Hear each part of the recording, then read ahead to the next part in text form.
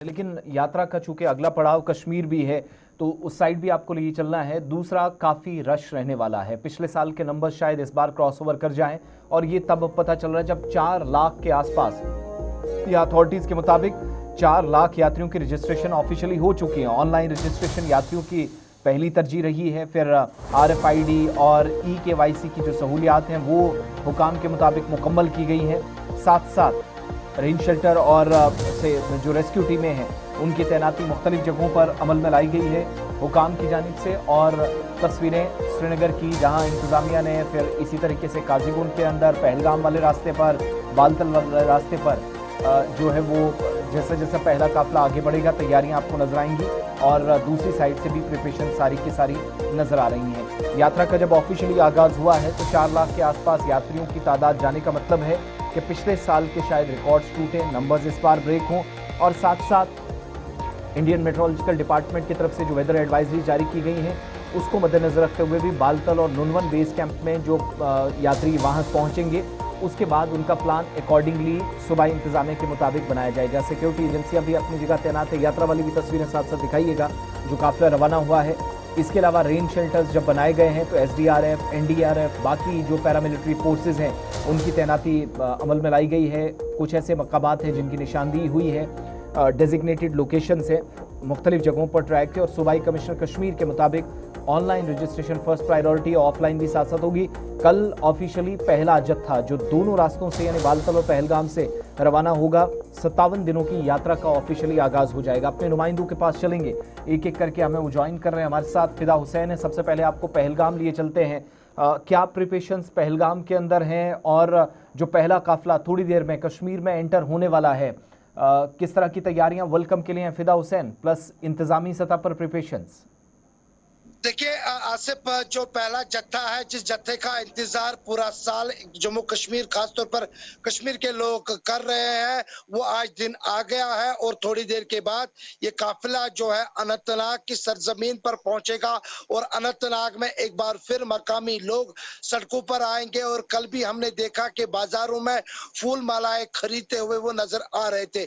Nunwan base camp तैयार है और रात भर ये विश्राम करेंगे, रात भर ये पहलगाम में ही आराम करेंगे नुनवन बेस कैंप में। लेकिन रात भर जो है वो पूजा होगी और पूजा के बाद ही इनको कल 4 बजे रवाना किया जाएगा झंडी दिखाकर, जिसमें जिला इंतजामिया, पुलिस के बड़े ऑफिशियल जो है वो रहेंगे।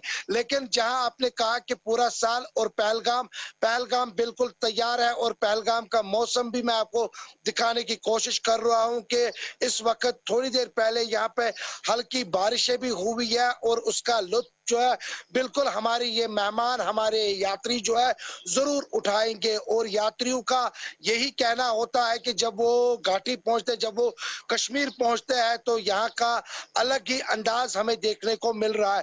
लेकिन जहां पहले काफिला का इंतजार है, पहला काफिला तकरीबन 11 से 12 बजे के आसपास जो बताया जाता है कि वो यहाँ पे पहुंचेगा। और जब ये काजीगुंड पहुंचेगा तो काजीगुंड में भी जो वहाँ की इंतजामिया है, जो वहाँ के मकामी लोग हैं, वो इनके इस्तकबाल के लिए जो है बेचैन है। उसके बाद अनंतनाग में और उसके बाद सीधे नुनवन बेस कैंप में। और तैयारियां बिल्कुल मुकम्मल की गई है। तैयारियों के हवाले से कल भी जिला इंतजामिया ने जो मीर चूंकि बाजार है वहां का फिदा महकमा मौसमियात की जानिब से भी एडवाइजरी जारी की गई है, वेदर अलर्ट जारी किया गया है। 3-4 दिन के अंदर मानसून की दस्तक और ये परेशानियां पैदा हो सकती हैं। क्या मौसम इस बात की इजाज़त देगा कि पहला काफिला कल वक्त पर और टाइम के हिसाब से दोनों रास्तों से बाबा बर्फानी के दर्शन के लिए रवाना हो या किया जा सके? देखिए, 2 चीजें हैं कि पहले महकमा मौसमियात की जो पेशन गोई होती है उसको देखा जाता है, उसके बाद ही फैसला लिया जाता है। क्योंकि जो ये ट्रैक है यहाँ पर कभी भी बारिशें आ सकती है। यहाँ पे कल भी दिन भर जो है वो बारिशें जो है वो उसका सिलसिला जो था वो जारी था पूरा दिन बीच बीच में। और अभी भी जैसे मैंने बता दिया थोड़ी देर पहले यहाँ पे बारिशें हुई और मौसम काफी अच्छा है। और इस मौसम के बीच जब ये पहला काफिला पहुंचेगा और रात भर मौसम कैसा रहेगा उसके बाद ही फिदा, फैसला लिया जाएगा। बहुत शुक्रिया तफसीलात फराम करने के लिए। फिदा हुसैन अनंतनाग से तफसीलात फराम कर रहे थे। लगातार हर साल यात्रा को कवर कर रहे हैं और इस बार भी इंतजामिया पूरी तरह से मुतहरिक है। अनंतनाग के लोग या अनंतनाग की इंतजामिया पूरी तरह से यात्रियों के इस्तकबाल के लिए तैयार है। जिस तरह से फिदा बता रही थी कि करीबन 11 बजे जो भगवती नगर बेस कैंप से काफिला रवाना हुआ वो 11 बजे अनंतनाग पहुंचेगा और फिर कल जो पहला काफिला आज रवाना हुआ कल वो बाबा बर्फानी के दर्शन के लिए रवाना होंगे। दीगर कुछ नुमाइंदे इस वक्त हमारे साथ है। जम्मू श्रीनगर कौमी शाहराह रामबन से इस वक्त नदीम हमारे साथ ज्वाइन कर रहे हैं। श्रीनगर से नातिका भट्ट हमारे साथ रहेंगी, उनके पास भी चलेंगी कि ताज़ा तरीन अपडेट्स क्या है, क्योंकि इस वक्त जम्मू से लेकर श्रीनगर तक जम्मू श्रीनगर कौमी शाहराह यहाँ या जहाँ पर भी यात्रा रूट है, बेस कैंप है, वहाँ पर तैयारियाँ है। नदीम, सबसे पहले आपके पास आना चाहूँगा, जम्मू श्रीनगर कौमी शाहराह पर आप इस वक्त है, बताइएगा कि जो रामबन में ठहरने के लिए जगह बनाई गई है, यात्रा बेस कैंप है, वहाँ पर क्या कुछ तैयारियाँ है और जो जम्मू से काफिला रवाना हुआ कहाँ तक वो पहुँचा और रामबन में अभी कितना वक्त उनको लग सकता है?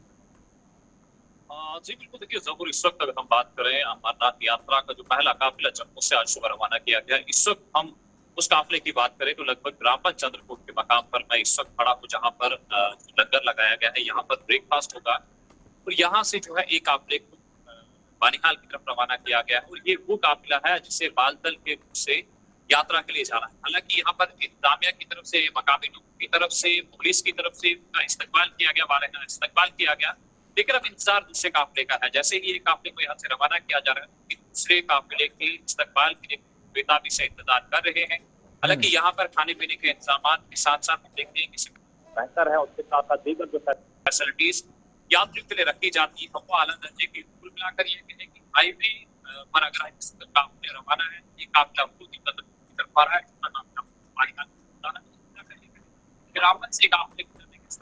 जरा आवाज ठीक कीजिएगा, पीसीआर से रिक्वेस्ट है आवाज ठीक कीजिएगा, बिल्कुल साउंड हमारे देखने वालों तक नहीं पहुंच रही है। नातिका, मैं आपके पास पहुंच रहा हूं, क्या प्रिपरेशन श्रीनगर के अंदर है और चूंकि वो पड़ाव है जहां से सेंट्रल कश्मीर के बालतल की तरफ भी यात्रियों को रवाना होगा, एक तो वेलकम के लिए प्लस इंतजामी सतह पर क्या अरेंजमेंट्स और क्या तैयारियां इस वक्त सुबह सुबह नजर आ रही है? नातिका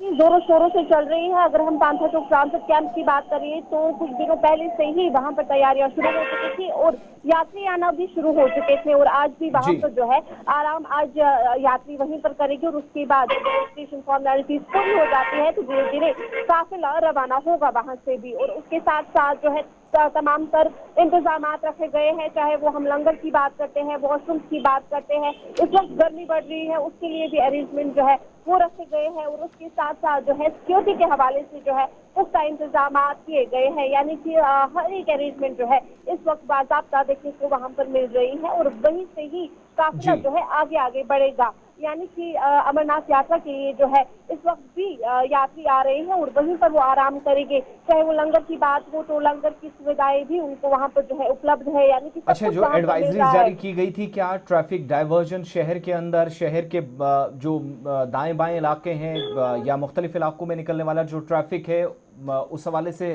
क्या रूट्स पहले से निर्धारित किए गए हैं, तय किए गए हैं एज पर एडवाइजरी? जी बिल्कुल, ट्रैफिक जाम तो बिल्कुल देखने को मिल रहा है। इस वक्त भी अगर बात करें तो इस वक्त भी ट्रैफिक जाम जो है वो बहुत ज्यादा है, लेकिन कहीं ना कहीं जो है ट्रैफिक कॉप्स ऑन ग्राउंड है और काम कर रहे हैं और कुछ रूट ऐसे भी बनाए गए हैं ताकि अमरनाथ यात्रियों को कोई प्रॉब्लम ना हो। लेकिन ट्रैफिक का मसला श्रीनगर में तो रहता ही है, जिसकी वजह से जो है काफी ज्यादा प्रॉब्लम भी फेस करने पड़ते हैं, लेकिन कहीं ना कहीं जो है ट्रैफिक कॉप्स वो ऑन ग्राउंड इस वक्त काम कर रहे हैं। और उसके साथ साथ आप स्क्रीन पे रहिएगा, हमारे साथ हैं नदीम, आप तक आवाज पहुंच रही है? एक तो ये लग रहा है कि शायद आपके जो पस मंजर में देख पा रहा हूँ ट्रैफिक जो पहला काफिला है वो यहाँ पहुंचा है। प्लस ये भी जरा बताइएगा, चूंकि नितिन गडकरी साहब की तरफ से कल ही अनाउंसमेंट की गई कि इम्पोर्टेंट रास्ता वो जो टनल जिन पर काम चल रहा था वो यात्रा की आगाज से कुछ घंटे पहले खोल दिया गया है, तो इस बार टनल के उस तरफ पहुंचने में, कश्मीर में दाखिले में माजी के मुकाबले कम वक्त लगेगा, वो एक सहूलत है सफर में?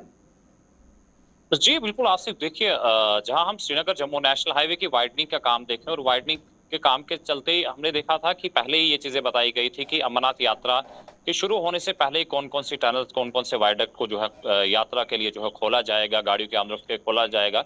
जाहिर सी बात है, जो रास्ते हम देख रहे हैं कि जहां वाइडनिंग का काम चलता है और इसका जो पार्ट है, कहीं फ्लाईओवर्स, कहीं टनल, जब उन्हें जो है आमदरफ्त के लिए खोला गया है, तो इसमें हम ये कह सकते हैं कि चंदरकोट से अगर बानिहाल की बात करें तो लगभग 1 घंटे का सफर हो सकता है।